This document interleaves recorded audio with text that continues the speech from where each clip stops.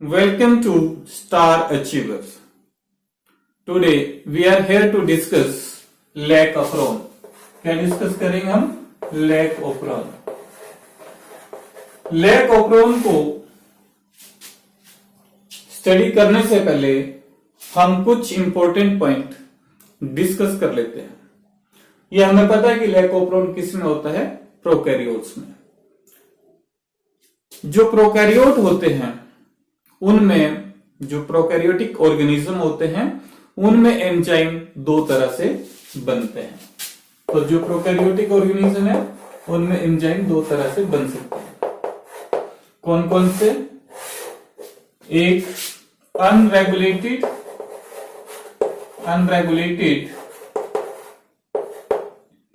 Enzyme production और दूसरा regulated enzyme production. दूसरा क्या है? Regulated enzyme production. दो तरह से एंजाइम बन रहे हैं प्रोकैरियोट्स के केस में, एक रेगुलेटेड वे से और एक अनरेगुलेटेड वे से. अब ये जो अनरेगुलेटेड एंजाइम प्रोडक्शन है, तो हमें पता है कि जैसे कुछ एंजाइम ऑर्गेनिज्म द्वारा कंटिन्यूसली प्रोड्यूस किए जाते हैं, चाहे एनवायरमेंट में सबस्ट्रेट प्रेजेंट हो या अब्सेंट हो. इन एंजाइम्स को क्या बोलते हैं हम? Constitutive enzyme. क्या बोलेंगे इन एंजाइम को? Constitutive enzyme. ये जो कंस्टिट्यूटेड एंजाइम होते हैं, ये जो कंस्टिट्यूटिव एंजाइम होते हैं, they require no gene regulation. तो इनको जीन रेगुलेशन की जरूरत नहीं पड़ेगी. इन एंजाइम को जीन रेगुलेशन की जरूरत नहीं पड़ती. और इसका एग्जांपल हम दें तो एग्जांपल क्या आएगा? Enzyme involved in glucose metabolism. जो एंजाइम ग्लूकोज मेटाबॉलिज्म में इन्वॉल्व होते हैं वो कौन से एंजाइम होंगे?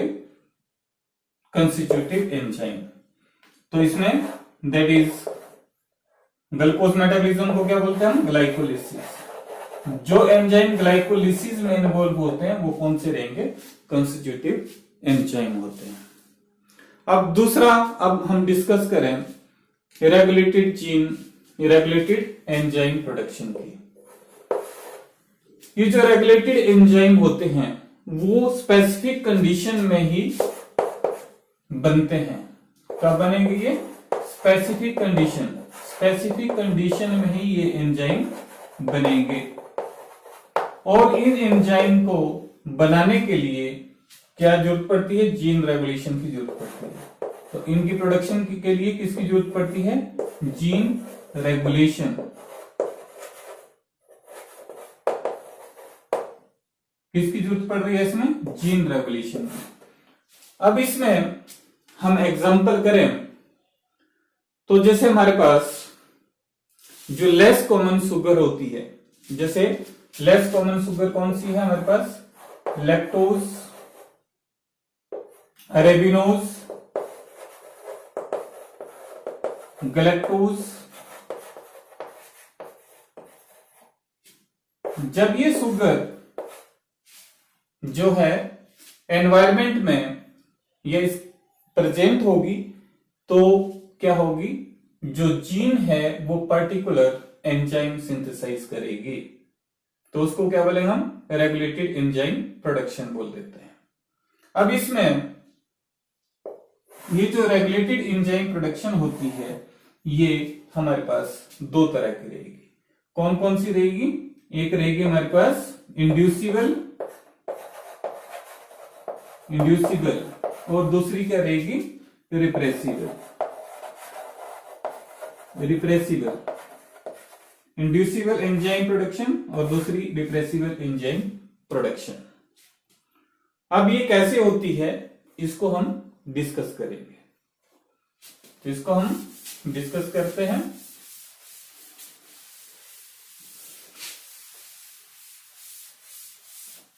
ये इसको हम ऊपर लिख लेते हैं, रेगुलेटेड एंजाइम प्रोडक्शन। कितनी तरह की बताई मैंने? ये 2 तरह की। कौन कौन सी? एक इंड्यूसिबल और एक रिप्रेसिबल। इंड्यूसिबल और दूसरी क्या रहेगी हमारे पास? रिप्रेसिबल।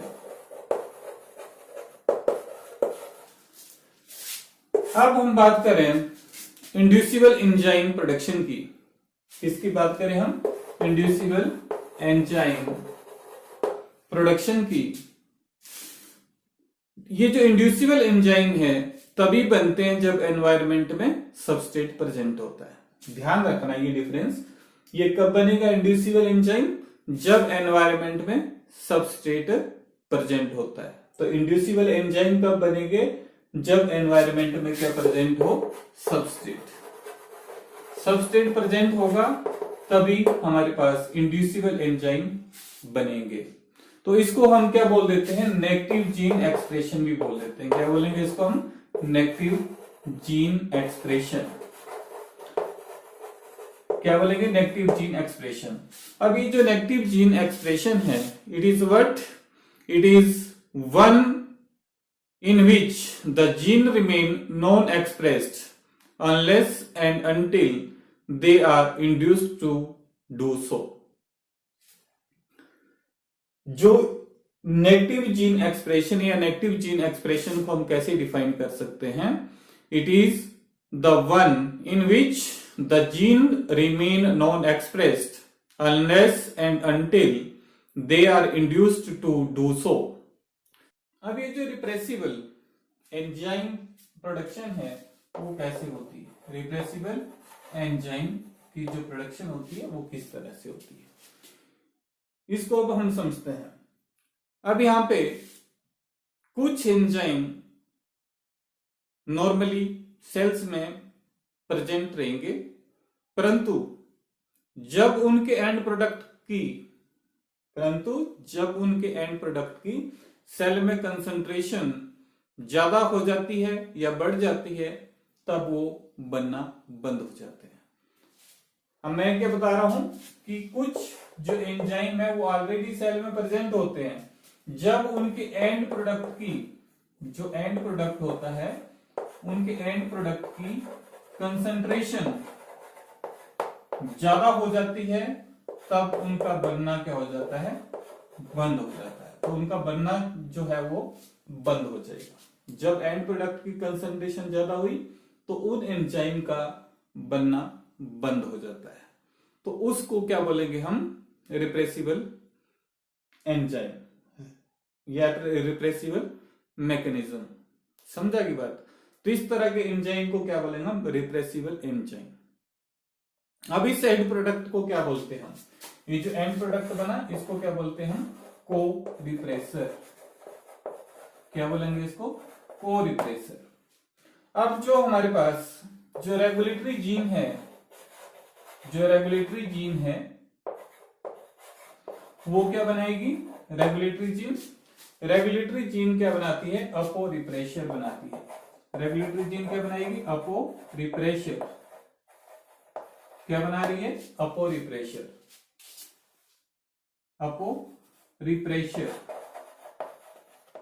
रेगुलेटरी जीन क्या बना रही है हमारे पास? अपो रिप्रेशर। अब ये जो अपो रिप्रेशर और को रिप्रेशर जब ये यूनाइट हो जाते हैं, जब ये जुड़ेंगे आपस में, तो ये दोनों क्या बना देंगे? फंक्शनल रिप्रेशर बना देते हैं। क्या बनाएंगे? Refresher molecule. Functional refresher molecule बना देता है। और ये जो फंक्शनल रिप्रेशर मॉलिक्यूल है ये क्या करता है? एमआरएनए की सिंथेसिस को इनहिबिट कर देता है। क्या करेगा ये? It inhibit the synthesis of mRNA by all the structural genes. By all the structural genes बोलने का मतलब ये है क्योंकि जो प्रोकैरियोट होते हैं उस केस में हम बात करें तो वहां पे जो उसका जीन होती है वो पॉलीसिस्टोनिक होती है। मींस एक से ज्यादा एंजाइम प्रोड्यूस कर सकती है सिंगल चेन। तो ये हमारे सिलेबस में नहीं है प्लस 2 में। हमारे सिलेबस में क्या है, लैक ओप्रोन है, जो इंड्यूसिबल ओप्रोन है, ये जिसको हम क्या बोल देते हैं, नेगेटिव जीन एक्सप्रेशन भी बोल देते हैं। तो अब हम शुरू करते हैं लैक ओप्रोन। हम क्या करेंगे, लैक ओप्रोन। अब लैक ओप्रोन समझते हैं कि लैक ओप्रोन किस तरह से चलता है। लैक ओप्रोन तो हम क्या बोल देते हैं, इंड्यूसिबल ओप्रोन भी बोल देते हैं। क्या बोलेंगे इसको, इंड्यूसिबल ओप्रोन। इसको इंड्यूसिबल ओप्रोन क्यों बोला जाता है, क्योंकि ये सबस्ट्रेट के प्रेजेंस में क्या करेगा, अपना एंजाइम बनाएगा। सबस्ट्रेट प्रेजेंट होगा तभी जो है वो एंजाइम बनेंगे, अदरवाइज नहीं बनेंगे। अब ये जो लैक ओप्रोन का कंसेप्ट था, it was first described by Jacob and Monod. Jacob and Monod in 1961। कब करा था उन्होंने, 1961 में। किस में करा था, इस्चेरिया कोलाई में। इस्चेरिया कोलाई में इसको डिस्क्राइब किया गया था by the scientist Jacob and Monod. इसको जैकोब मनोट कंसेप्ट भी बोल देंगे या जैकोब एंड मनोट ओप्रोन भी बोल देते हैं। अब हम क्या करें कि जो हमारे पास ओप्रोन होता है, हमें पता है कि जो जीन होती है इन केस ऑफ प्रोकैरियोट्स, वो क्या होती है, वो पॉलीसिस्टोनिक होती है। जैसे हम यहाँ पे जनरल स्ट्रक्चर बना रहे हैं ओप्रोन का, लैक ओप्रोन। लैक का मतलब क्या है, यहाँ पे लैक्टोज। लैक का मतलब क्या है, लैक्टोज। अब ये जो स्ट्रक्चरल जीन, ये जो जीन्स रहेंगी उसकी, ये सेगमेंट ऑफ डीएनए है इन केस ऑफ प्रोकैरियोट। इसमें क्या क्या रहेगा, एक तो प्रमोटर रीजन होता है, प्रमोटर, और एक क्या रहेगा, in between the promoter there lies a regulatory region, जिसको क्या बोलेंगे हम, आई जीन। इसको रेगुलेटरी जीन भी बोल देते हैं, आई जीन भी बोल देते हैं। तो ये किसके बीच में लाई कर रही है, प्रमोटर के बीच में। और इसके बाद हमारे पास होता है ऑपरेटर जीन। ऑपरेटर जीन है, उसके बाद हमारे पास स्ट्रक्चरल जीन है इसमें लैक ओप्रोन में। कौन कौन सी, Z Y A, these are the structural genes in case of prokaryote. Structural genes. अब क्या होता है इसमें लैक ओप्रोन में, लैक ओप्रोन में लैक्टोज की डाइजेशन होती है। कैसे होती है वो अब हम देखेंगे। जनरल है ये हमारे पास। हम यहाँ पे जो हमारे पास एंजाइम होता है, आरएनए पॉलीमरेज। आरएनए पॉलीमरेज, ये जो आरएनए पॉलीमरेज एंजाइम है, it attaches with the promoter region. जैसे हमने पीछे ट्रांसक्रिप्शन में पढ़ा था, प्रमोटर रीजन के साथ transcription means synthesis of RNA, उसमें इसको हमने स्टडी करा था। क्या होता था उसमें, प्रमोटर होता था, स्ट्रक्चरल जीन्स होती थी और टर्मिनेटर होता था। तो सेम प्रोसेस है, यहाँ पे आरएनए पॉलीमरेज आया है, वो प्रमोटर रीजन के साथ जुड़ जाता है। अब ये जो इनहिबिटरी जीन्स है, क्या बोलेंगे इसको हम, रेगुलेटरी जीन भी बोल देते हैं या इनहिबिटरी जीन भी बोल देते हैं। ये क्या करती है, ये कंट्रोल करेगी प्रोसेस को। आरएनए पॉलीमरेज है, ये क्या करेगी, ट्रांसक्राइब क्या करेगा, एमआरएनए ट्रांसक्राइब करेगी अपना ये एमआरएनए। क्या ट्रांसक्राइब कर दिया इसने, एमआरएनए। इस एमआरएनए को क्या बोलेंगे हम, रिप्रेसर एमआरएनए, रिप्रेसर एमआरएनए बोल देते हैं। अभी जो रिप्रेसर एमआरएनए है, ये थ्रू ट्रांसलेशन क्या हो गया, ट्रांसलेशन होगी। ट्रांसलेशन से क्या बन जाता है हमारे पास, प्रोटीन।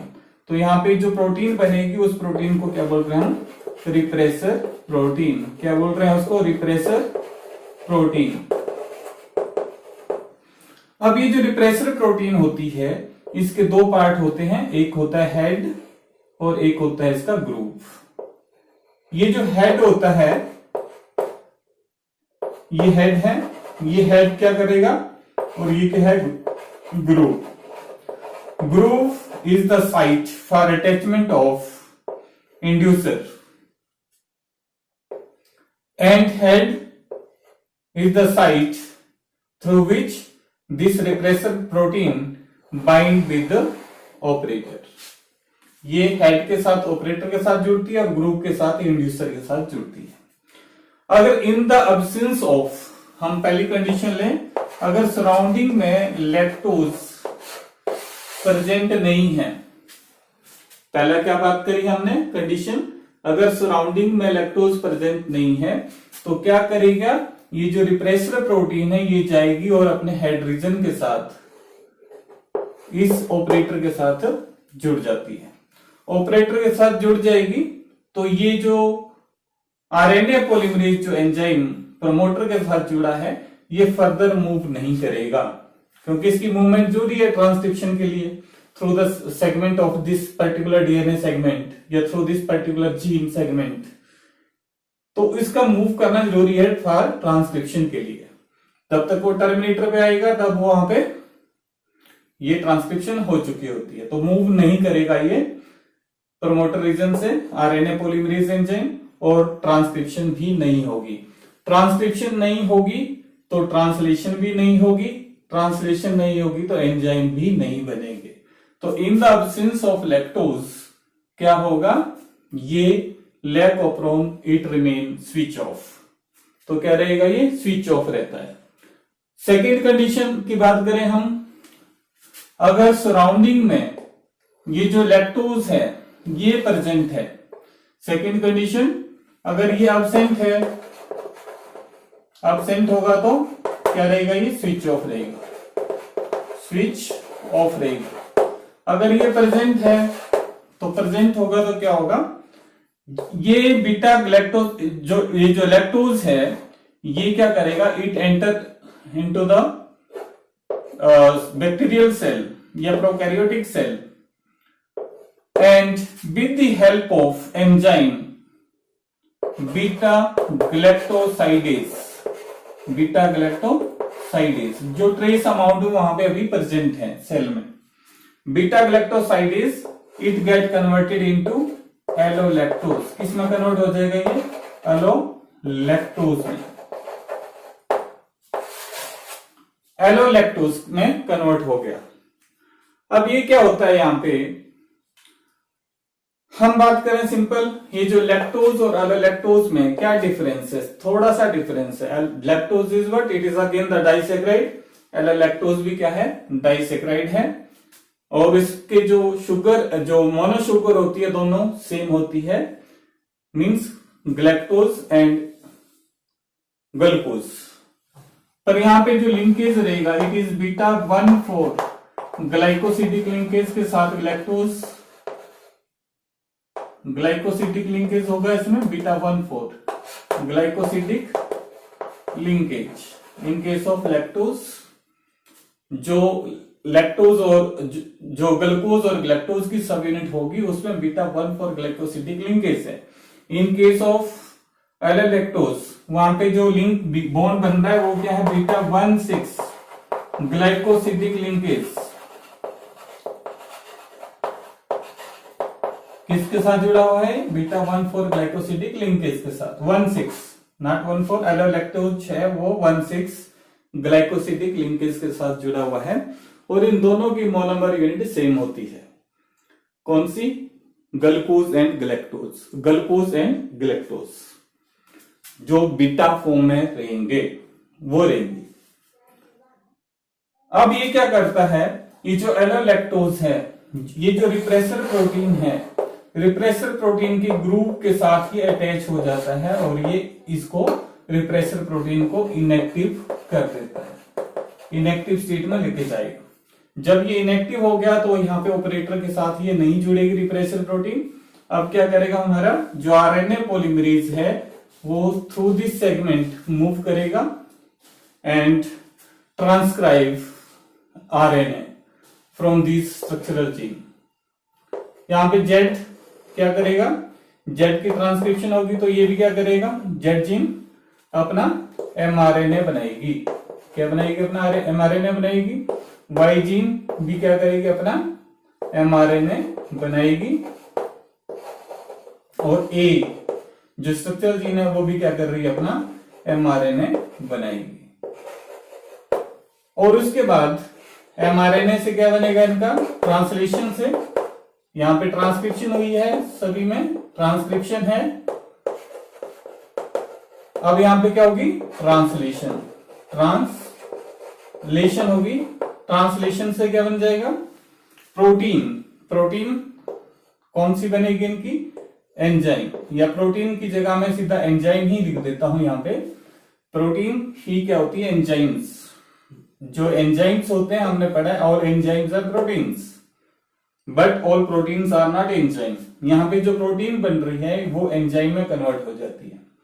तो ए वाली किस में कन्वर्ट हो जाएगी, ट्रांस एसिटाइलेज। ये कौन सा एंजाइम देगी हमारे पास, ट्रांस एसिटाइलेज।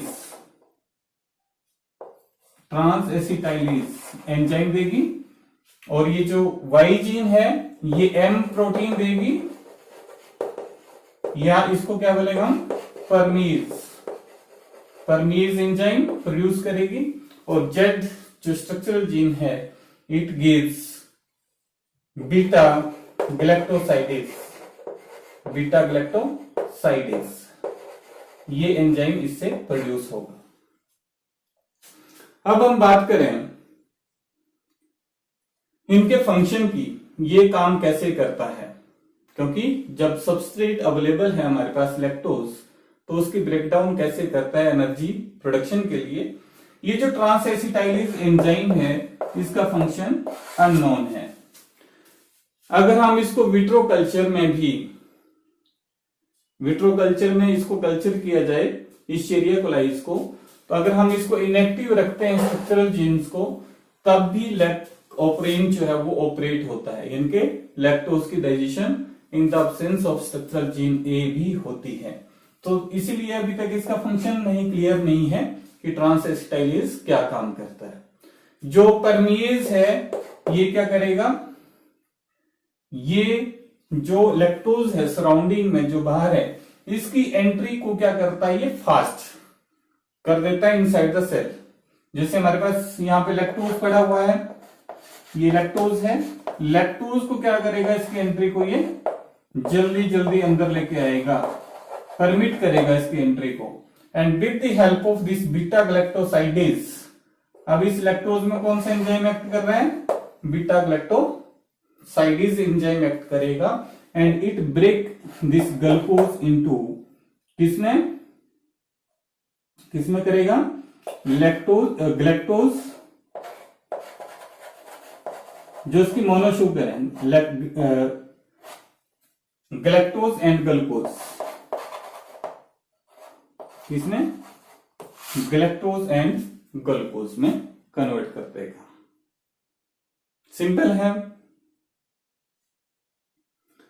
अब यहां पे इस तरह से हमारे पास ये जो लैक्टोप्रोन का कंसेप्ट है ये कंप्लीट हो जाता है। तो जो एनर्जी निकलती है इसकी ब्रेकडाउन से, ये फर्दर इसकी ग्लूकोज की क्या हो जाएगी, ग्लूकोज की फर्दर मेटाबॉलिज्म प्रोसेस हो जाएगा, ग्लैक्टोज का भी हो जाएगा, और यहां से एनर्जी की रिलीज जो होगी उसको ये अपने मेटाबॉलिक प्रोसेस के लिए यूज कर लेगा कोई भी प्रोकैरियोटिक सेल। तो that's all about the lac operon. I hope आपको ये टॉपिक समझ आ गया होगा इजीली, या एक बार इसको मैं दोबारा बता देता हूं थोड़ा थोड़ा। क्या होता है कि अगर हमारे पास लैक्टोज सराउंडिंग में प्रेजेंट नहीं है, तो लैक्टोज जब सराउंडिंग में प्रेजेंट नहीं होता तो ये जो रिप्रेसर प्रोटीन है it binds with its head to the operator gene, और ये जो लैकोप्रोन है ये स्विच ऑफ रहेगा। अगर हमारे पास सेकेंड कंडीशन लैक्टोज प्रेजेंट है सराउंडिंग में, जैसे आरएनए पॉलिमरेज प्रोमोटर से जुड़ा और आई जीन ने क्या करा है, रिप्रेसर प्रोटीन बनाई। जो लैक्टोज है जब वो अंदर एंटर करा है तो बीटा ग्लैक्टोसाइडेज एंजाइम की हेल्प से किस में कन्वर्ट हो गया, ये इंड्यूसर में, जिसको क्या बोला हमने, एलोलैक्टोज। ये एलोलैक्टोज क्या करता है, रिप्रेसर प्रोटीन के साथ बाइंड करता है और इसको इनएक्टिव कर देता है। जब ये इनएक्टिव हो गया तो ये ऑपरेटर के साथ नहीं जुड़ेगा। उसके बाद ये जो पॉलीमरेज एंजाइम है, आरएनए पॉलीमरेज, ये क्या करेगा, इन जो स्ट्रक्चरल जीन्स है हमारे पास, इनसे एमआरएनए ट्रांसक्राइब करेगा और एमआरएनए ट्रांसलेशन से एंजाइम प्रोड्यूस करवाएंगे। जैसे एक ने कह दिया ट्रांसएसिटाइलेज, वाई ने कह दिया परमेज, जेड ने दिया बीटा ग्लैक्टोसाइडेज। परमेज का काम क्या है, इसका फंक्शन ट्रांसएसिटाइलेज का नॉन है अभी तक। परमेज क्या करता है, जो लैक्टोज है उसकी एंट्री सेल में परमिट करता है फास्ट, और बीटा ग्लैक्टोसाइडेज क्या कर रहा है, लैक्टोज को उसकी मोनो शुगर में तोड़ रहा है, that is galactose and glucose में। So that's all. Thanks for watching.